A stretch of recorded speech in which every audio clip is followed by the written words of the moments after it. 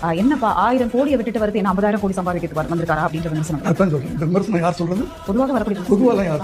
திமுக வாய்கள் பேசுது. அவங்க அழகா சொல்றாங்க. நீங்க சொன்ன வார்த்தை 1000 கோடி விட்டுட்டு 5000 கோடி சம்பாதிக்கிறதுக்கு வரியா அப்படின்னு கேட்கறாங்கன்னா, நீ இன்னைக்கு 50,000 கோடி சம்பாதிச்சிருக்கிறீங்கன்னா அவங்களே ஒத்துக்கிறாங்க அப்படின்றீங்களா?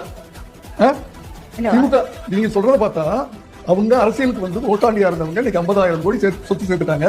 அதை போல விஜய் நீ வரியான்னு கேட்கறாங்கன்னு சொல்றீங்க. அப்ப அவங்க ஒத்துக்கிறாங்களா? தேங்க்ஸ், நன்றி. மக்களுக்கு நல்ல விஷயத்தை நீங்க சொன்னதுதான் நானா பொதுவெளியில இருக்கக்கூடிய விஷயத்தை தான் இன்னைக்கு நான் கேள்வி அவங்க கிட்ட கேட்கிறேன். திருப்பி பேசாதீங்க. நீங்க சொன்னதை அவங்க ஒத்துக்கிறாங்கன்னு அர்த்தம், ப்ரூவ் பண்றாங்கன்னு அர்த்தம். நாங்க சம்பாதிச்சிட்டப்பா, நீ சம்பாதிக்கிறது வரையா நாங்க விட மாட்டோம். வருஷமா நாங்க வந்து 50-60 வருஷமா குப்பை கொட்டி இதெல்லாம் வந்து டெக்னிக்கலா கத்துக்கிட்டு நாங்க சயின்டிபிக் முறையிலாம் நாங்க வந்து சம்பாதிச்சுட்டு இருக்கிறோம்.